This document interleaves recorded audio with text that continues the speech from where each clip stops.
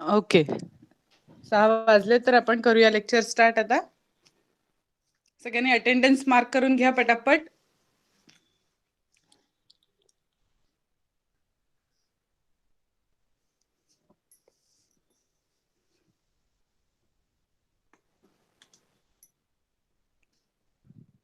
आवाज व्यवस्थित येतोय माझा?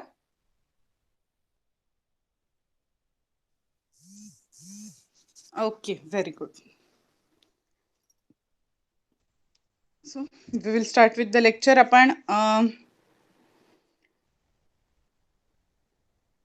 मॅप्स बघत होतो.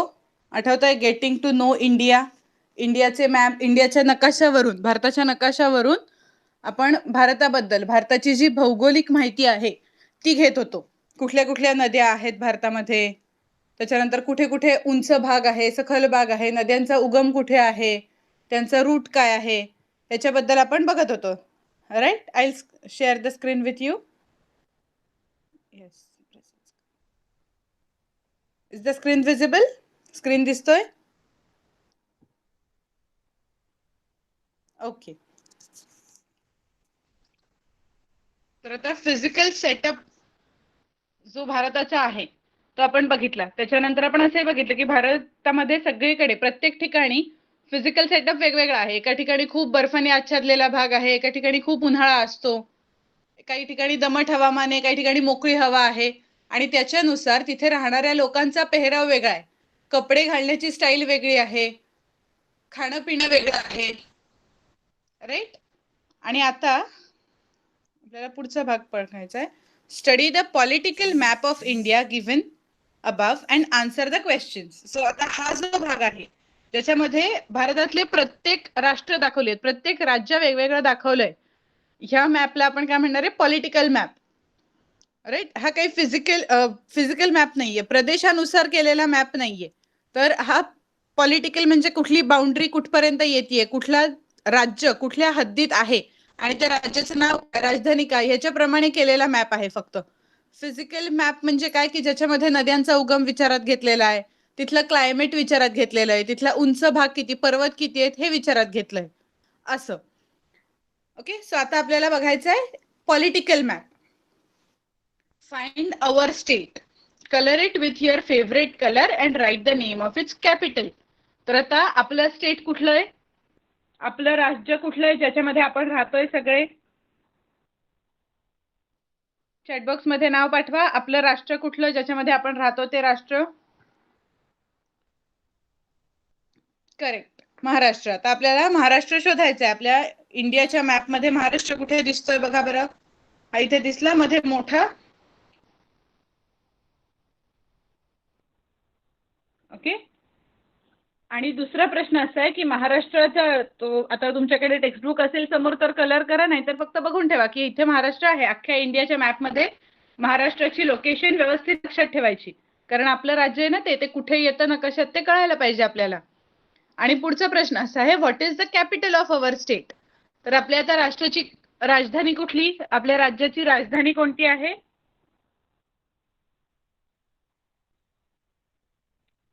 महाराष्ट्राची राजधानी Mumbai. Very good, perfect. Mumbai पण दिसतीये इकडे. कुठे आहे ती? मुंबईची लोकेशन पण दिसतीये. आता ह्या नकाशामध्ये हे झालं आता महाराष्ट्राचं, आपल्या राज्याचं झालं. जसे बाकीचे सुद्धा त्याप्रमाणे राज्य दिलेली आहेत. जम्मू काश्मीर, हिमाचल प्रदेश, पंजाब, उत्तराखंड, ह्या प्रत्येकाची राजधानी, जो सर्कल करून जे छोटं नाव दिलेलं आहे ना, ती त्या त्या राज्याची राजधानी आहे. म्हणजे जम्मू काश्मीरची श्रीनगर, हिमाचल प्रदेशची सिमला, उत्तराखंड देहरादून, पंजाबची चंदीगड. ओके, असं त्या त्या ठिकाणी जे सर्कल करून छोटं नाव दिलंय ती त्या राज्याची राजधानी आहे. बर, भारताची राजधानी कुठली आहे? हे सगळं झालं. आपण प्रत्येक राष्ट्राची राजधानी बघतोय. पूर्ण संपूर्ण भारताची, India as a whole country, capital काय आहे?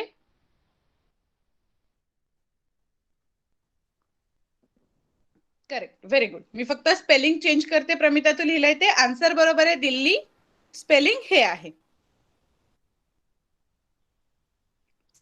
ओके. आणि आता पुढचा प्रश्न आपण बघूया काय. Which is the northern most state. आता नॉर्दर्न म्हणजे काय? उत्तर. नॉर्दर्न मोस्ट म्हणजे सगळ्यात उत्तरेकडे कुठलं राज्य आहे. आता आपण नकाशामध्ये बघूया. सगळ्यात उत्तरेकडे कुठलं राज्य आहे आपल्या इथे. नकाशामध्ये बघा आणि उत्तरेकडे कोणतं राज्य दिसतंय.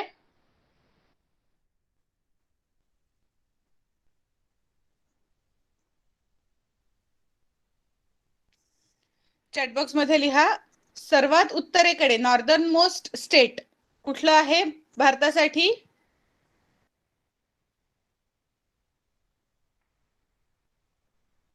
नकाशामध्ये सगळ्यात वर कोणतं स्टेट दिसतंय बघा बरं इथे. हा नकाशाचा एकदम उत्तरेकडचा टोक आहे.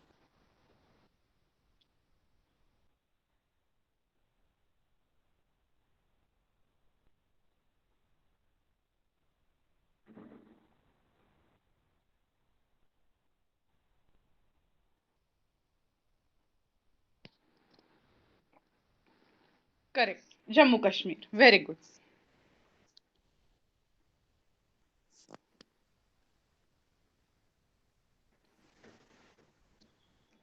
आता Jammu Kashmir was the correct answer. Which is the southern most state. Southern म्हणजे दक्षिणेकडे.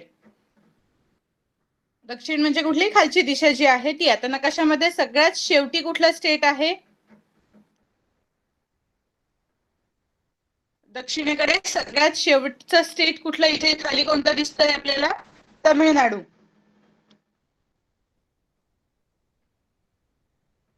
राईट. सो तमिळनाडू आणि केरळ यांची बॉर्डर. पण त्यातल्या त्यात एकदम दक्षिणेकडे कुठलं साऊथ मोस्ट कुठलं येतं आपलं तर तमिळनाडू. त्याच्यानंतर पुढचं आहे colour the states to the north east in different colours. Right their names and the names of their capitals. तर आता हे तुम्हाला करायचंय. मी आता इथे दाखवते की आपल्याला नॉर्थ ईस्ट म्हणजे काय बघायचंय. उत्तर पूर्व भारत. आता पूर्व दिशा. ईस्ट म्हणजे कुठली जी उजवीकडे येते ती. आणि नॉर्थ म्हणजे उत्तरेकडे. सो आता उत्तरेकडची पूर्व दिशा म्हणजे ही जी इकडची स्टेट येत आहेत ना. अरुणाचल प्रदेश, आसाम, नागालँड, मणिपूर, मिझोराम, त्रिपुरा, मेघालया. 1 2 3 4 1 2 3 4 5 6 7. करेक्ट. तुम्हाला हे दिसतंय या नकाशामध्ये सिक्कीमचा एकदा भाग संपला की पुढचा भाग दिसतोय. अरुणाचल प्रदेश. मी राष्ट्रांची नावं घेते. अरुणाचल प्रदेश, आसाम, नागालँड, मणिपूर, मिझोराम, त्रिपुरा आणि मेघालय.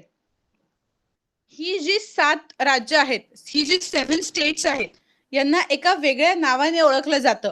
कुठल्या नावाने ओळखलं जातं ते माहितीये तुम्हाला. कधी कुठे ऐकलंय. कधी कोणी घरचं फिरायला गेलं असेल तर स्पेशल जे फिरायला जायचे पॅकेजेस असतात त्यांच्यामध्ये त्याचा उल्लेख तसा असतो त्या स्पेशल नावाने. Can you write that name in the chat. Very good. 7 sisters.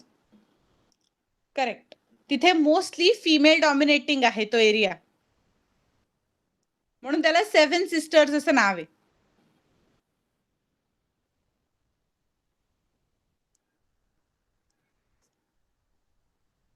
Okay. तर हीच 7 नावं जी 7 सिस्टर्सच्या अंडर जे कुठले 7 स्टेट्स येतात तेच आपल्याला इथे आन्सर मध्ये लिहायचे.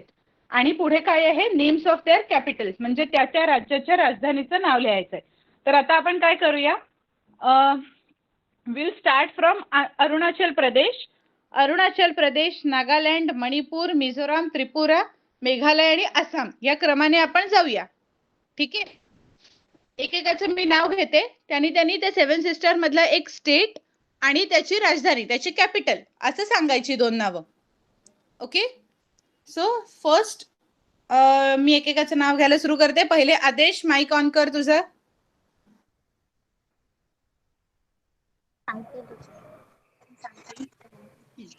पहिलं स्टेट कुठलं आहे सांग बरं.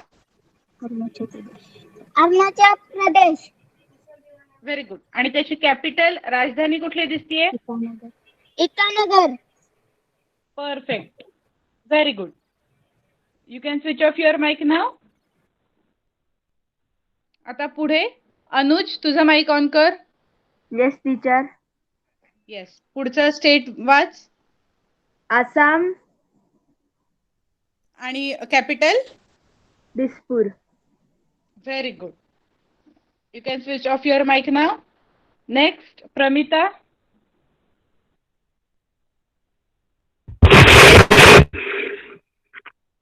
Nagaland. Yes, capital. Kohima. Very good. You can switch off your mic now. Harshad. Yes teacher. Yes. पुढचं स्टेट वाच. नागालँडच्या पुढे कुठलं आहे? मणिपूर. हा.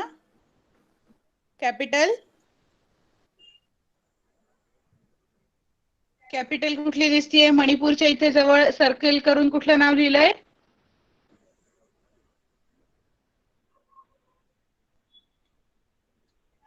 हॅलो हर्षद. इम्फाळ.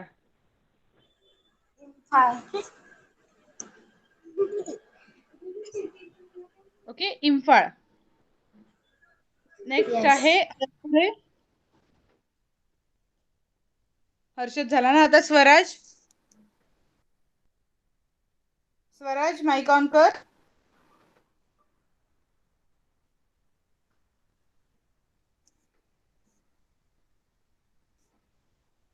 हॅलो,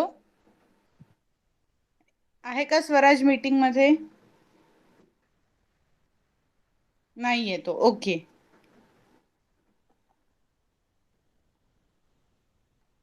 योगिता म्हात्रे, स्टुडंटचं नाव परत एकदा पाठव. Antara. Yes, Antara, please switch on your mic. Yes teacher. हा. आता बघ, इथे पुढचं नाव कुठलं दिसतंय? मणिपूर वाचलं आता हर्षदनी.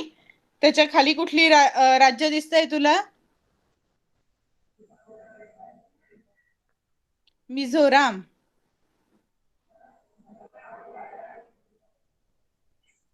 मिझोराम. मिझोराम. आणि त्याची राजधानी काय आहे?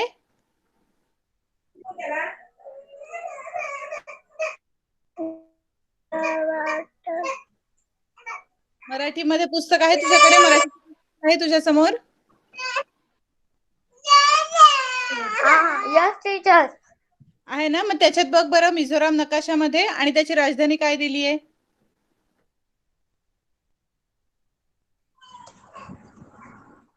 येस. हा, वाच.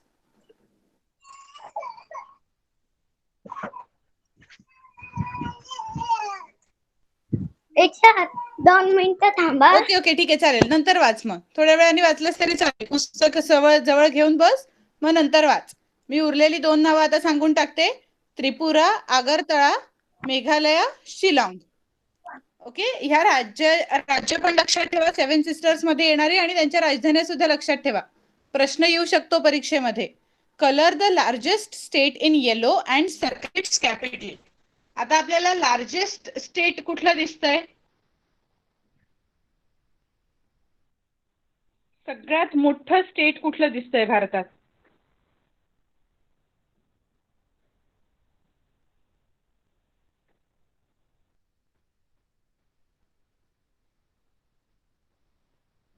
भारतात लार्जेस्ट स्टेट कुठलं आहे?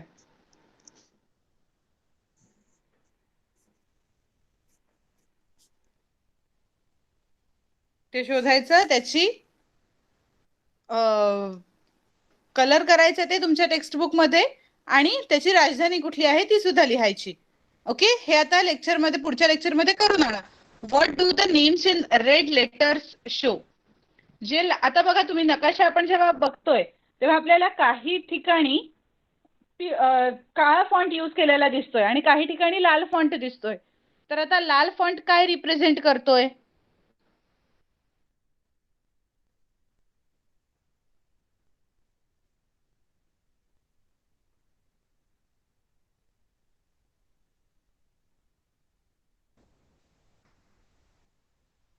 जनरल आपण जर असा नकाशा बघितला तर लाल फॉन्ट मध्ये काय काय दिलेलं, आणि ते काय दिलंय त्याच्याबद्दल इथे दिलंय बघा.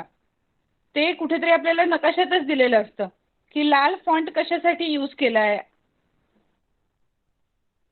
युनियन टेरिटरी, जिथे युनियन टेरिटरी असेल, सगळी कुठली कुठली शहरं किंवा कुठले कुठले प्रदेश एकत्र येऊन जो भाग तयार झालेला असेल, असा भाग जेव्हा रिप्रेझेंट करायचा आहे तेव्हा लाल रंगाचं अक्षर यूज केलेली आहेत अख्ख्या मॅप मध्ये. ओके, ह्याचं कुठेतरी लिहिलेलं असेल, आपल्याला शोधायला लागेल शांतपणे तो अख्खा नकाशा बघून.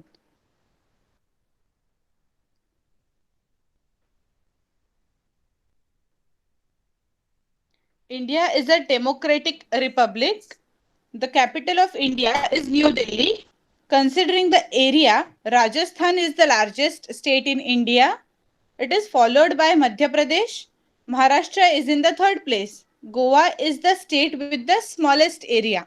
हे जे काही पिक्युलर कॅरेक्टर्स आहेत ना, ही लक्षात ठेवायचा प्रयत्न करायचा. ओके, की आता आपलं लार्जेस्ट स्टेट कोणतं आहे? राजस्थान. राजस्थान नंतर दुसरा नंबर आहे मध्य प्रदेश, तिसऱ्या नंबरवर महाराष्ट्र आहे. आपला राष्ट्र तिसऱ्या नंबरवर आहे. आणि स्मॉलेस्ट स्टेट कुठलं आहे? गोवा.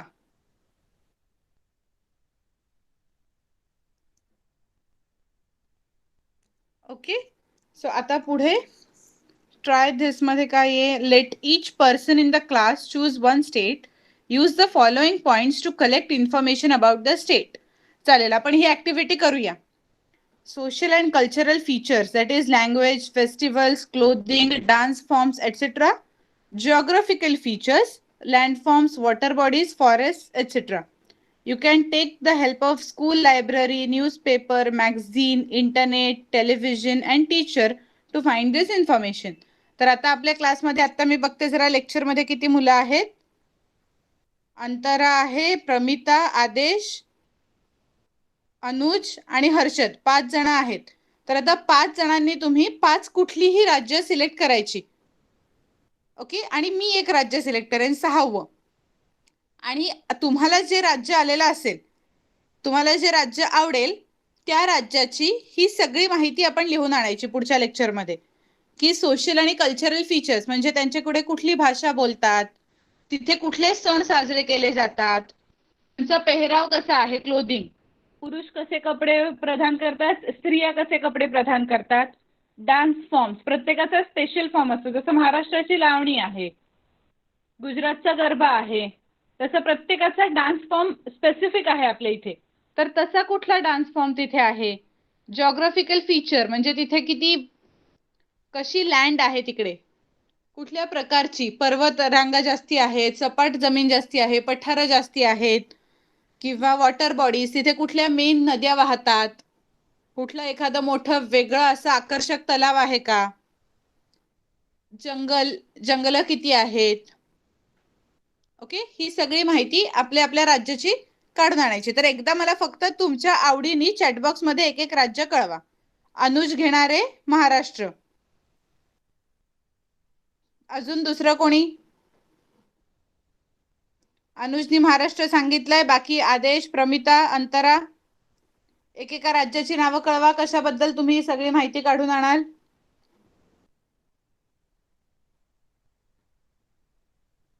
आदेश राजस्थान बद्दल माहिती काढून आणणार आहे. व्हेरी गुड, दोघं झाले. प्रमिता, हर्षद,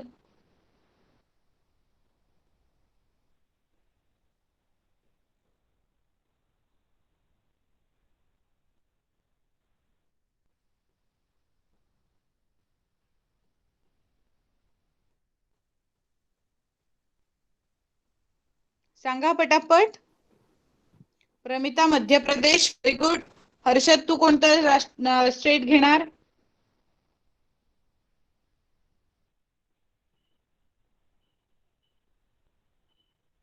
अंतरा महाराष्ट्र झालं बाळा.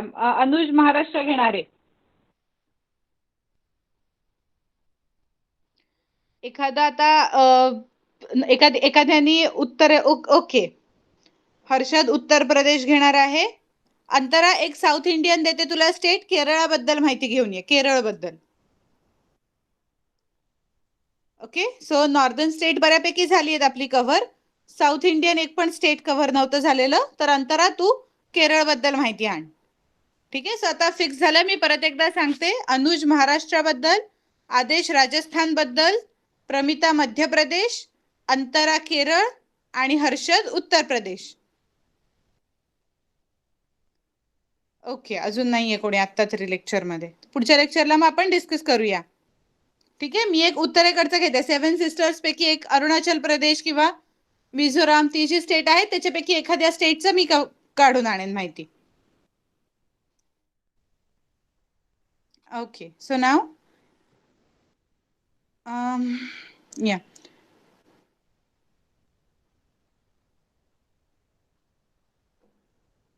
Now make charts of the information you have collected and put them up in the classroom. While doing this, do not forget the union territories. In this way, you will have a display of each state and union territory in your classroom. We also notice differences in the crops produced in different regions.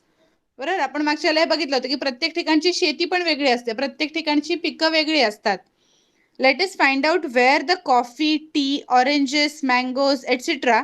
that we see in the market come from and how they reach us. See the map on the next page. आपल्याला माहिती आहे आंबा कुठला famous आहे? कोकणातला. बरोबर, कोकणातून आंबा बाकीच्या सगळ्या ठिकाणी जातो. स्ट्रॉबेरीज जशा स्पेसिफिकली महाबळेश्वर वरून एक्सपोर्ट होतात, पाचगणी, महाराष्ट्र ह्या सगळ्या एरियामधून, थंड हवेचे जी ठिकाणं आहेत तिथून. संत्री महाराष्ट्रामध्ये नागपूरमध्ये फेमस आहेत. कॉफी, चहा यांचे मळे मेनली केरळ, आसाम या ठिकाणी आहेत.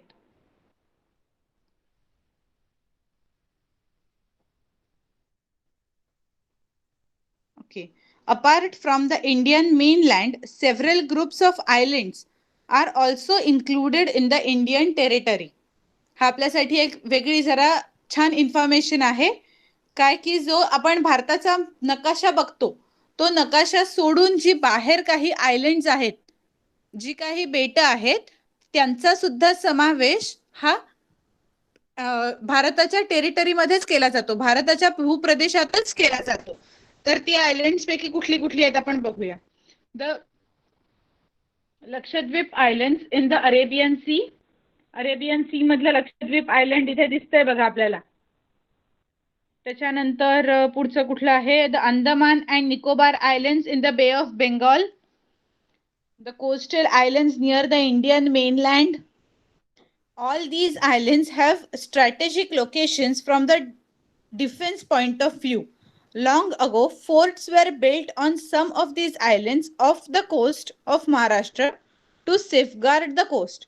These historical forts are known as sea forts. We can see several such forts along the Konkan coast. For example, जसा जंजिराचा किल्ला आहे. राईट, हे कसे आहेत? समुद्राच्या मध्ये बेटावरती बांधलेला किल्ला आहे. कशासाठी? तर तिकडे अटॅक होऊ शकतो ना, समुद्रिक वेनी जहाज घेऊन अटॅक होऊ शकतो आपल्या राज्यावर किंवा आपल्या प्रदेशावर. तो होऊ नये म्हणून तिथे तो किल्ला संरक्षणासाठी बांधलेला गेलेला असतो, की तिकडून आपल्याला संरक्षण करता आलं पाहिजे आपल्या राज्याचं. ओके, आता पुढे study the map given above carefully. This map shows some of the crops and transport routes in India. आता आपण वेगवेगळे नकाशे बघतोय भारताचे. नकाशामधून आपण माहिती घेण्याचा प्रयत्न करतोय. आता आपण काय बघितलं? स्टेट्स आणि त्यांच्या कॅपिटल्स बघितल्या, भारतातले स्टेट आणि त्यांच्या कॅपिटल. आता पुढे आपल्याला काय बघायचंय की प्रत्येक ठिकाणी कुठल्या प्रकारचं क्रॉप येतं, कुठलं क्रॉप साधारण कुठे फेमस आहे, जी अगदी फेमस क्रॉप्स आहेत त्यांच्याबद्दल माहिती आहे आपल्याला आता इथे. आणि शिवाय त्यांचं ट्रान्सपोर्ट फॅसिलिटी कशी आहे, ती क्रॉप्स एका ठिकाणून. आता आंबे पिकतायत कोकणात म्हणून ते फक्त कोकणातच किंवा फार फार तर महाराष्ट्रातच डिस्ट्रीब्यूट होतात का? तर नाही, ते भारताच्या कुठल्याही प्रदेशात जातात आणि इव्हन आता ट्रान्सपोर्ट फॅसिलिटी सुधारल्यामुळे परदेशात सुद्धा जातात.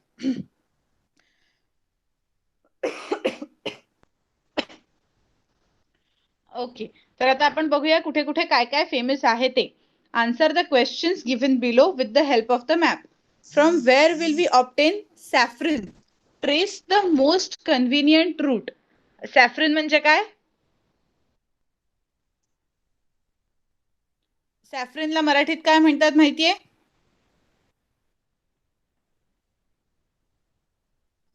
येस, जम्मू काश्मीर पासून आपण घेणार सॅफ्रन. केशर. Very good.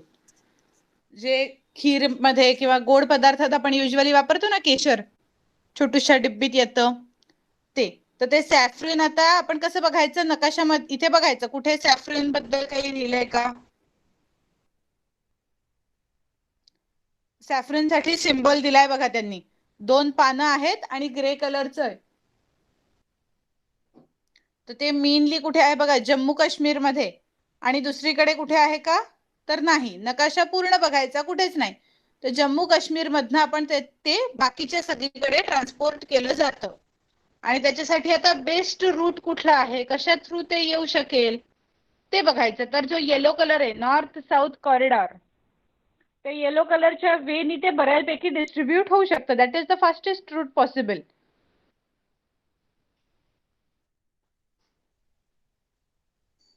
In which states is tea grown. चहा कुठे कुठे उगवला जातो बघा बरं. आता इथे चहासाठी 3 हिरवी पानं असा सिंबल आहे. तो एक आपल्याला दिसतोय सिक्कीमच्या आजूबाजूला, दुसरा दिसतोय आसामच्या इथे. राईट, दिसतंय का ना व्यवस्थित? सिक्कीमच्या इथे, आसामच्या इथे अशी 3 पानं दिलेली आहेत हिरव्या रंगाची. आणि तिसरा असणार आहे, ओके तिसरा दिलेला नाहीये, हे मेन 2 आपल्याला आता इथे दिलेले आहेत. बट केरळमध्ये पण चहाचे मळे असतात, चहा कॉफीचे. सो सिक्कीम आणि आसाम ह्या ठिकाणी मेनली चहा उगवला जातो. Find the route taken to bring cloves into our state and trace it. Cloves म्हणजे काय मराठीमध्ये? क्लोव्सला मराठीत काय म्हणतात? व्हेरी गुड, लवंग. करेक्ट. तर आता ही लवंग कुठून येते? तर आता आधी आपण क्लोव्सचा सिंबल बघूया कसा आहे तो. दिसला. आता ती आहे कुठे? केरळ आणि तमिळनाडू, एकदम साऊदर्न मोस्ट इंडियाचा जो पार्ट आहे तिथे. तिथपासून ती आपल्या राष्ट्रात महाराष्ट्रात कशी पोचतीये याचा रूट आपल्याला शोधायचा आहे. तर आता आपण जर ट्रेस करायला गेलो तर आपल्याला काय दिसतंय की हिरव्या रेषा तर केरळ आणि महाराष्ट्र यांना जोडत नाहीये. पिवळी रेष थोडी थोडी जोडतीये. पिवळी रेष आहे केरळ मधून पण आहे, तमिळनाडू मधून पण आहे. आणि दुसरं असं आहे काळी रेष जी आहे ती सुद्धा जातीये. सो हे 2 वेज आहेत. म्हणजे पिवळी रेष जाणारा म्हणजे कुठला मार्ग? नॉर्थ साऊथ कॉरिडॉर जो मगाशी बघितला तो, आणि काळ्या रेषेमधनं जो नॅशनल हायवे आहे तो. ह्या 2 वेनी महाराष्ट्रामध्ये लवंग येणार, केरळमधून आणि तमिळनाडू मधून. ओके, आता पुढचा प्रश्न बघूया आपण काय आहे. Find the states in which apples are grown, circle their names. सफरचंद कुठे कुठे होत आहेत? आता सफरचंदासाठीचा सिंबल आपल्याला जसा दिसतो तसाच आहे. सांगा बरं, सफरचंद कुठल्या कुठल्या स्टेट मध्ये आहे?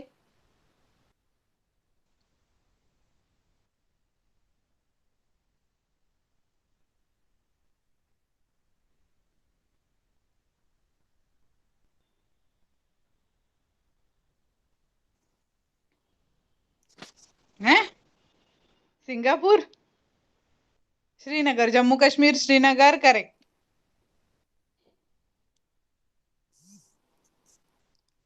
पुढे, find the route to deliver oranges from Nagpur to Bikaner and trace it.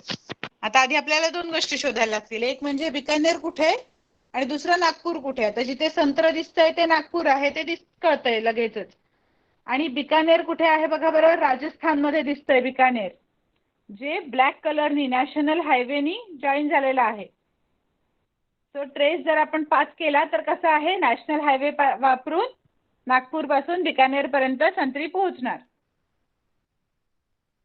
Okay, so हे कुठल्या कुठल्या स्टेट मध्ये काय काय फेमस आहे ते आपण बघितलं आणि ते कुठल्या कुठल्या रूट्सनी जाऊ शकतं. Find a route to deliver coffee and mangoes to West Bengal and trace it.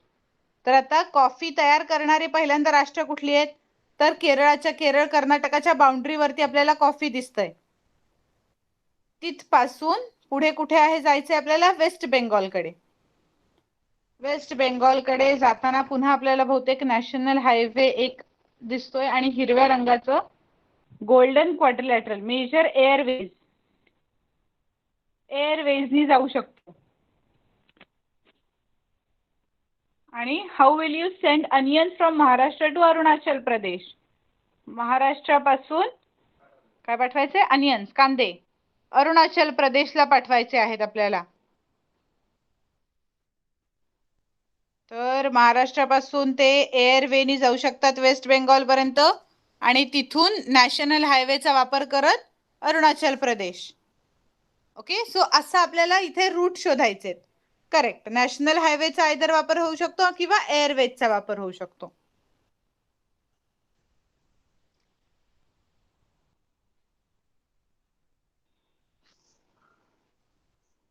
Okay. Harsh and Tanishka, what's the solution? Harsh and Tanishka live in Mumbai. They want to see the Andaman and Nicobar Islands. First, they are going to see their uncle in Chennai. After that, they will visit the islands. To make this trip, which of the routes on the map on page 49 will they have to take? Will you help them in tracing this route on the map? तर आपल्याला असा route करता येईल का trace? तर आपण जर पाहायला गेलो तर त्यांना कुठून जायचंय? महाराष्ट्रापासून जायचंय. महाराष्ट्रापासून आधी ते चेन्नईला जाणार आहेत. तर त्याच्यासाठी ग्रीन लाईन अवेलेबल आहे, म्हणजे फ्लाइट्स अवेलेबल आहेत, एअरवे अवेलेबल आहे. आणि पुन्हा चेन्नई पासून सुद्धा ग्रीन लाईन आपल्याला दिसतीये अंदमान निकोबार बेटापर्यंत. त्यामुळे महाराष्ट्रापासून फ्लाईटनी चेन्नई, चेन्नई पासून फ्लाईटनी पोर्ट ब्लेअर म्हणजे अंदमान निकोबार, हा रूट पॉसिबल आहे. याच्याशिवाय रेल्वे रूट सुद्धा पॉसिबल आहे ना, Maharashtra to Chennai via railway. त्याच्यानंतर पुढे अंदमान निकोबार बेटाला कसं जाणार? पुढे ते airway flight.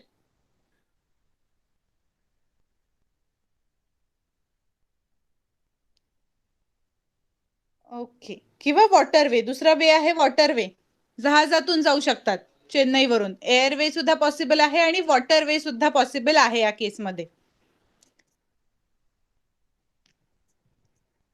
Okay, now always remember there is a diversity of plants, animals and birds in our country. आपल्या देशामध्ये आपण जे आधी बघितलं होतं तेच आहे की झाडांची, प्राण्यांची, पक्ष्यांची भरपूर सारे प्रकार आहेत. We can easily see this in forested regions. आपल्याला जंगलांमध्ये हे आरामात बघायला मिळू शकतं की वेगवेगळ्या प्रकारचे प्राणी, वेगवेगळ्या प्रकारची झाडं आपल्या आजूबाजूला आहेत. We must preserve this diversity. आता ही जी एवढी डायव्हर्सिटी, ही जी एवढी वैविधता आहे, त्याच्यामध्ये आपली रिस्पॉन्सिबिलिटी काय आहे? तर ती त्याचं जतन करणं, ती जपून ठेवणं. Now what we have learned through this lesson, आपल्याला काय काय आपण शिकलो आहे ते वाचायचंय. Who will read this paragraph first? कोण वाचेल what we have learned? Write your name in the chat box.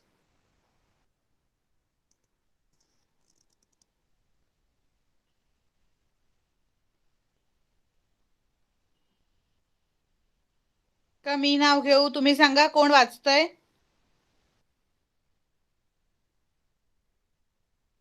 Pramita, switch on your mic. What we have learned?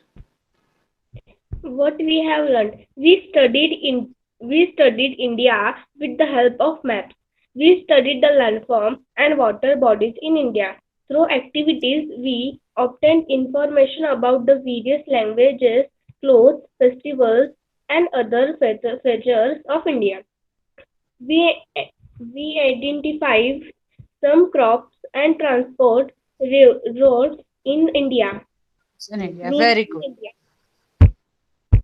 Perfect. You can switch off your mic now.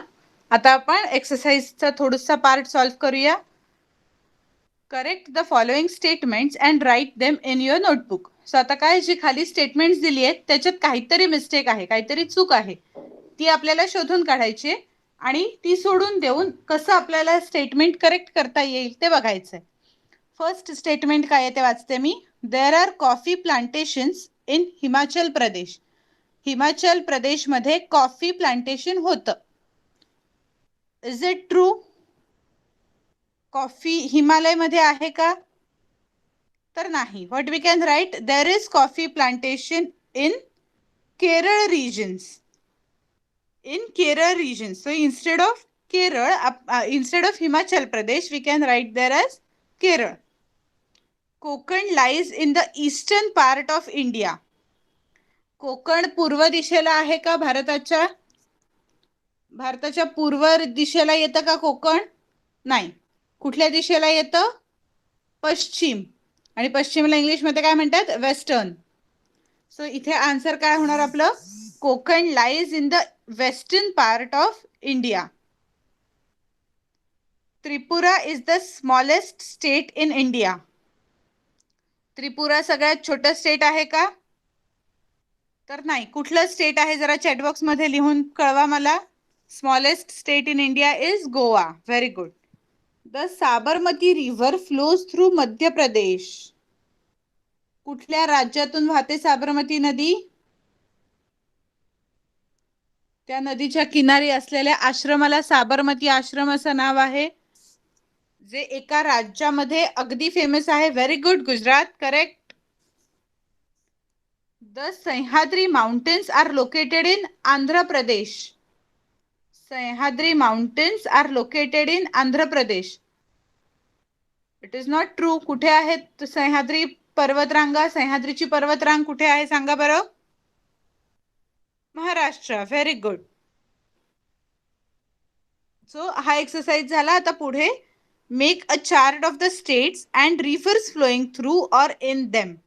आता आपल्याला काय करायचंय? Homework साठीचा हा एक question लिहून घ्या तुम्ही, की राज्य सगळी आणि त्या राज्यांमधून कुठल्या कुठल्या नद्या वाहतात त्यांची लिस्ट करायची.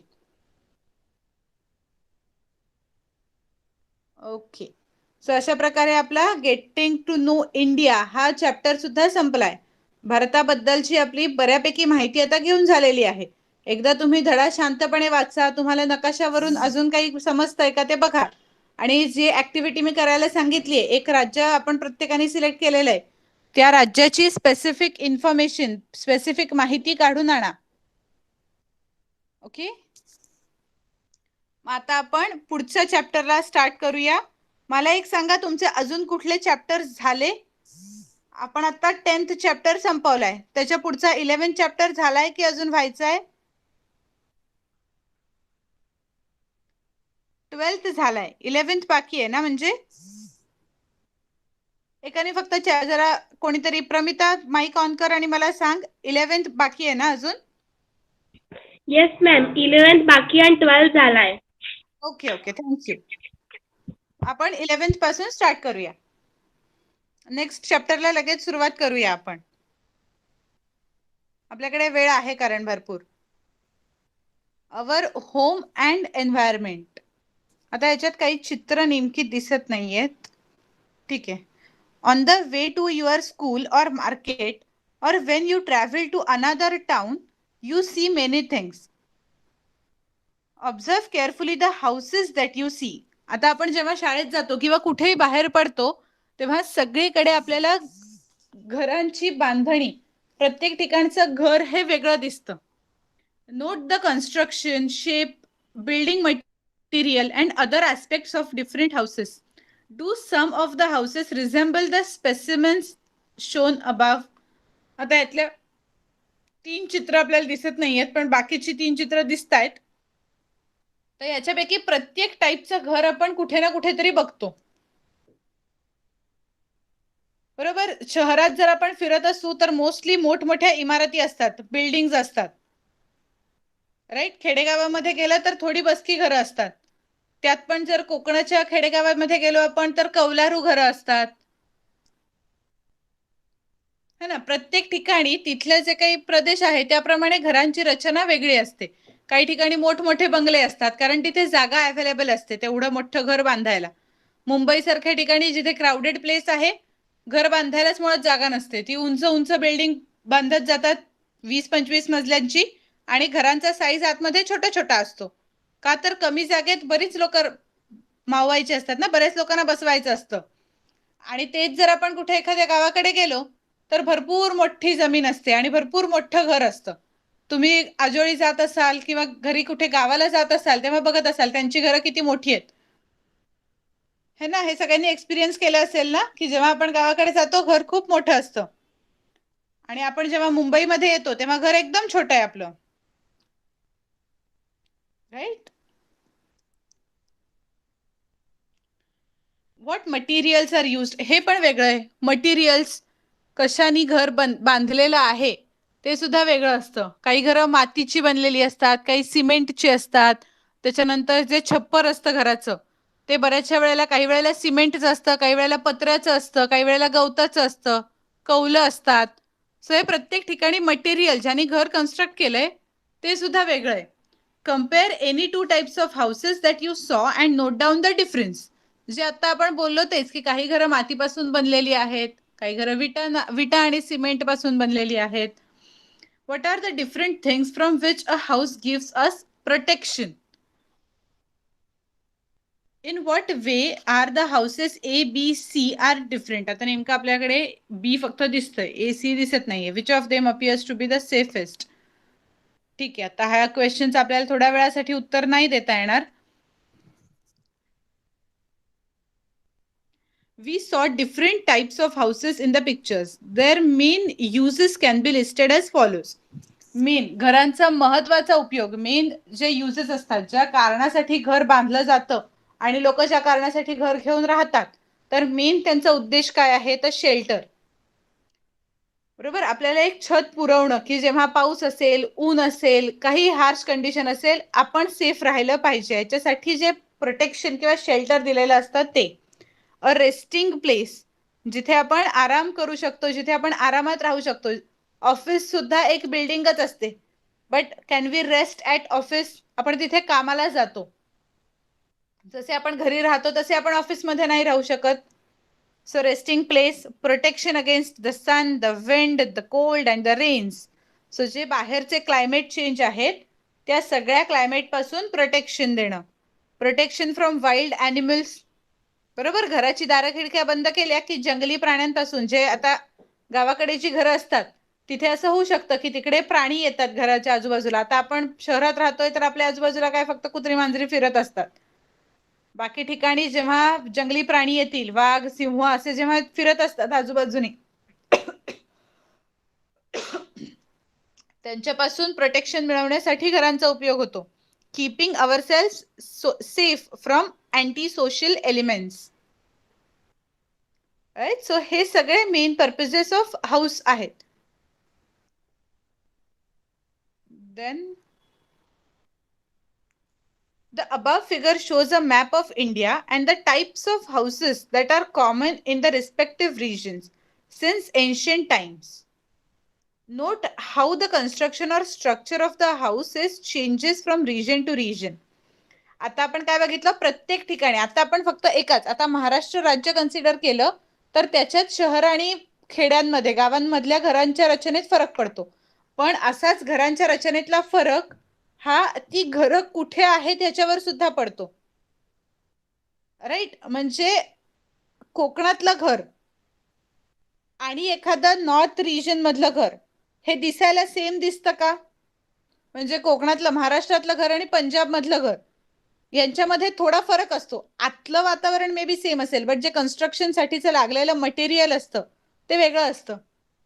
आणि ते कशा प्रमाणे चेंज होत जातं? तर तिथलं क्लायमेट कसं आहे. ओके, मेन फॅक्टर हाच आहे की आपण घर बांधतो कशाला? तर त्या बाहेर जे काही ऋतूत जे बदल होत असतात त्यांचा आपल्यावर काहीही इफेक्ट होऊ नये ह्याच्यासाठी घर बांधलेलं असतं. राईट, म्हणजे घरात बसलोय आणि ऊन लागतंय, भरपूर ऊन, तडकतं ऊन, जो सूर्य आहे तो लागतोय, तर काही उपयोग आहे का? किंवा घरात बसलोय आणि छप्पर गळतंय त्यामुळे भरपूर पाणी घरात येतंय, तर काही उपयोग आहे का? नाही. या सगळ्यांपासून प्रोटेक्शन मिळावं म्हणून जेव्हा आपण घर बांधतोय त्याची रचना, त्याचं कन्स्ट्रक्शन अशा मटेरियल प्रमाणे केलेलं असतं की जे त्या एरियामध्ये स्पेसिफिक, खूप सारा पाऊस असेल, खूप सारं ऊन असेल, जी काही क्लायमेटिक कंडिशन आहे ती टाळली जाईल, त्याच्यापासून जो प्रॉब्लेम होऊ शकतो तो टाळला जाईल, अशा प्रकारे घराची रचना केलेली असते. Regions of heavy rainfall. Heavy rainfall जिथे असेल तिथे काय करायला लागतं? स्ट्रॉंग छप्पर असेल अशी घरं बांधली गेली पाहिजेत. Regions of medium rainfall, low rainfall, जिथे कमी आहे तिथे ठीक आहे, एवढं फक्त उन्हापासून प्रोटेक्शन तिथे गरजेचं आहे. Desert region, marshy region, mountainous region, plains. So आपण असं बघू शकतो की प्रत्येक ठिकाणी घराच्या रचनेमध्ये काही ना काही फरक आढळतो. So आता observe the map and the picture of houses and complete the following chart. आपल्याला आता हा चार्ट कंप्लीट करायचा आहे की कशा प्रकारे पहिलं एक त्यांनी करून दिलेलं आहे. Plains, flat roofed house, shape और construction rectangular, building material, roof जे आहे ते वुडन रूफ आहे. आता जिथे खूप सारा पाऊस पडतोय तिकडे लाकडाचं छप्पर घालून उपयोग होईल का? ते लाकूड भिजून जाईल आणि काही उपयोग राहील त्याचा? पण जिथे लो रेनफॉल, एकदम कमी पाऊस पडून जातोय, म्हणजे ऊनच इतकं जास्त आहे की एक दिवस पाऊस पडला तरी दुसऱ्या दिवशीच्या उन्हात ते लाकूड वाळून जाईल पूर्ण, तर it is okay to construct roofs made of wood. Okay, तर तो जो चार्ट आहे हा चार्ट आता तुम्ही कंप्लीट करा. फक्त चित्रात बघायचं, घराची रचना कशी आहे ती बघायची. कुठलाही तुम्हाला आवडेल तसं एक एक करत जा. फ्लॅट रूफ आहे किंवा डोम शेप, कसं रूफ आहे, कशा प्रकारचं आहे, उंचवट आहे का त्या छपराला, रेक्टँग्युलर घराचा आकार कसा आहे, गोल म्हणजे चौकोनी आकाराचा आहे, गोल आकार शेप मध्ये आहे.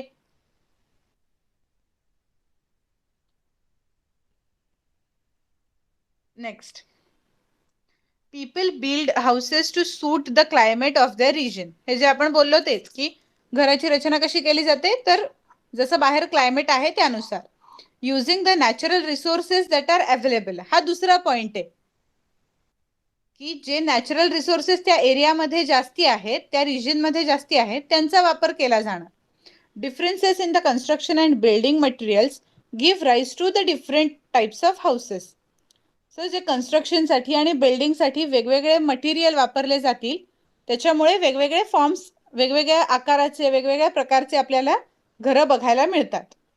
Water, food, clothing and shelter are the basic needs of every human being.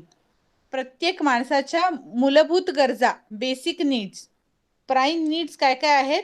पाणी, मूलभूत पाणी पाहिजे, अन्न पाहिजे व्यवस्थित, क्लोथिंग कपडे, आणि शेल्टर म्हणजे राहायला जागा. ह्या मूलभूत गरजा आहेत. However, these needs are not fulfilled in the case of each and every person. आपण बघू शकतो की प्रत्येक व्यक्तीसाठी ह्या गरजा पूर्ण झालेल्या आहेत का भारत देशामध्ये तरी? ॲटलिस्ट सगळ्यांनाच बेसिक ज्या नीड्स आहेत त्या मिळतायत का? आपल्या इथे प्रत्येक जणाला हवं तेवढं अन्न मिळतंय व्यवस्थित, प्रत्येक जणाला राहायला घर आहे, अशी परिस्थिती नाहीये आपल्या इथे. Then the following situations arise. Around us we see many people who lack shelter. आपल्या आजूबाजूला अशी बरीच लोक आहेत. आता मुंबईमध्ये जर आपण फिरायला लागलो तर आपल्याला दिसतं की जे पूल आहेत त्या पुलाखाली लोक राहत असतात किंवा फुटपाथवर लोक राहत असतात. शेल्टर बेसिक नीड आहे, जे शेल्टरचं मेन काम आहे प्रोटेक्शन देणं पावसापासून, उन्हापासून. त्यांना ते मिळू शकत नाही because of lack of money. They seek shelter at the roadside, on footpaths, under bridges, in tumble down buildings, in railway or bus stations, and even on open grounds. So मग काय वेळ येते, जर राहायला जागाच नाहीये आणि कुठेतरी एक ठिकाण असं पाहिजे ना की आपण शांतपणे बसू शकू किंवा झोपू शकू रात्रीचं, ते ठिकाण मग ह्या सगळ्या ठिकाणातून कुठेतरी ते राहतात. Railway station, bus station. Many people are forced to be homeless because they have insufficient or no means of livelihood. त्यांच्याकडे पैसा कमी असल्यामुळे they are forced to live outside. Shelters on a footpath. A section of our society being homeless is a social problem. Right, हा एक आपल्या देशासाठी हे एक सामाजिक प्रॉब्लेम आहे ना की लोकांना, सगळ्या लोकांना व्यवस्थित त्यांची एक बेसिक नीड जी आहे शेल्टर, ती मिळत नाहीये. That is why the government implements many schemes to provide homes to the homeless. त्याच्यामुळे काय होतं, आता मेनली रिझन काय आहे होमलेस असायचं, शेल्टर नसण्याचं मेन कारण काय आहे तर पॉवर्टी, गरिबी. पैसा नाहीये घर विकत घेण्यासाठी, त्यामुळे लोक नाही राहू शकत. राईट, तर या केसमध्ये गव्हर्नमेंट बऱ्याचशा स्कीम्स काढतं की ज्याच्यामुळे ज्यांच्याकडे घर नाहीये, ज्यांना राहायला व्यवस्थित जागा नाहीये, त्यांना कमी किमतीत कुठेतरी छोटंसं का होईना, मोठं अगदी सगळ्या सोयीसुविधांसकटचं घर असेल असं नाही. बट जेव्हा अशा क्लायमेट चेंजेस होतील, भरपूर पाऊस असेल, भरपूर उन्हाळा असेल, तेव्हा शांततेसाठी एक काहीतरी छोटीशी गोष्ट तरी अवेलेबल करून देतं. In some of the cities the government makes night shelters available to the homeless. म्हणजे काय की रात्रीच्या वेळेला ॲटलिस्ट तिथे काहीतरी जागा असते की जिथे जाऊन तुम्ही सुखाने झोपू शकाल.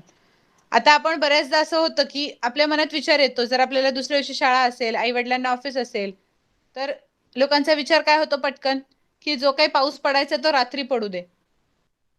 राईट, असं आपल्या मनात नक्की विचार येतो ना, सकाळी पाऊस नको.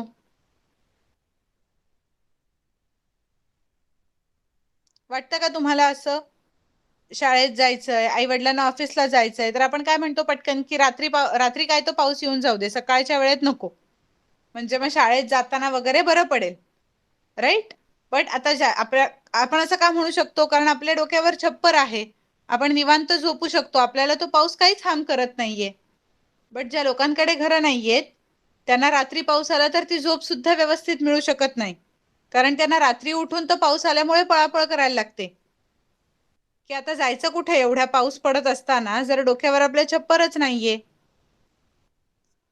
ओके, म्हणून काही ठिकाणी नाईट शेल्टर्स कन्स्ट्रक्ट केलेली असतात, जेणेकरून ऍटलिस्ट रात्रीच्या वेळेला जेव्हा आरामाची वेळ आहे ती गरीब लोकांना व्यवस्थित मिळू दे, तेव्हा गरीब लोकांना व्यवस्थित आराम करता येऊ दे. Okay, when people become homeless, तर आता लोकांना असं घर नसण्याची कारण काय काय आहेत? Lack of affordable housing. असं आता ऐकतो आपण की घराच्या किमती खूप वाढतायत, बरोबर, सगळ्यांकडेच तेवढा पैसा असेल असं नाहीये, आणि मग त्यामुळे जे अफोर्डेबल म्हणजे काय की विकत घेता येईल अशा किमतीत घरं मिळत नाहीयेत. इनॲडिक्वेट इन्कम, कारण काय की रोजगार कमी आहे, इन्कम कमी आहे. अनएम्प्लॉयमेंट, बेरोजगारी, फिजिकल अँड मेंटल डिसऑर्डर्स, हा एक मोठा प्रॉब्लेम आहे. एखादी फिजिकल डिसऑर्डर असेल तर त्या व्यक्तीची कितीही कामाची इच्छा असून ती व्यक्ती जर कामच करू शकणार नाही तर पैसा कसा उत्पन्न होणार? नॅचरल डिझास्टर्स, काही लोकांचं असंही होतं की घर असतं पण पूर आला, वाहून गेलं. Right, so natural disaster, poverty is the main reason of all this things. We all have a right to clean potable water, sufficient food, a safe shelter and education. जी फोर्थ आहे ते आत्ता आपल्यासाठी सगळ्यात गरजेची नीड आहे, कारण एकदा एज्युकेशन मिळालं की जे आपण वरती जे प्रॉब्लेम्स होते, व्हाय पीपल बिकम होमलेस, ते सगळे संपून जाऊ शकतात. त्याचं एकच आन्सर आहे एज्युकेशन. एज्युकेशनमुळे काय होणार आहे? आपल्याकडे अनएम्प्लॉयमेंट संपणार. आपण व्यवस्थित शिकलो, आपल्याला कुठे ना कुठेतरी नोकरी मिळेल. अनएम्प्लॉयमेंटचा एकदा प्रॉब्लेम सुटला, बेरोजगारी संपली, रोजगार सुरू झाला, म्हणजेच काय झालं? इनॲडिक्वेट इन्कमचा प्रॉब्लेम संपला आपला, आणि त्याच्यामुळे नॅचरली पॉवर्टी गेली. आता नॅचरल डिझास्टर्स बद्दल कोणीच काही करू शकत नाही, तेव्हा जो सरकारकडे पैसा साठलेला असतो त्यातून जी हेल्प होईल, आणि आपण जर आपल्याकडे व्यवस्थित एज्युकेशन असेल तर पुन्हा आपल्या पायावर उभे राहू शकू आणि परत सगळं सायकल सुरू होईल. सो एज्युकेशन हे परत एक महत्वाचा फॅक्टर झाला या सगळ्यात. ओके, सो आता जे पुढचा पार्ट आहे तो आपण नेक्स्ट लेक्चरला डिस्कस करूया. Okay, will stop for now. पुढच्या लेक्चरमध्ये भेटूया आपण परत बुधवारी. So for now, thank you and bye. Teacher teacher हा बोल. टीचर, उद्या पण क्लास आहे ना? उद्या दुसऱ्या विषयाचा असेल, तू संतोष सरांना विचार. आणि सोमवारी टेस्ट, बरोबर? बरोबर, एकदा वैशाली मॅडम कडून किंवा संतोष सरांकडून कन्फर्म करून घे फक्त. यस. चल bye. Bye teacher. Bye Bye, teacher. teacher.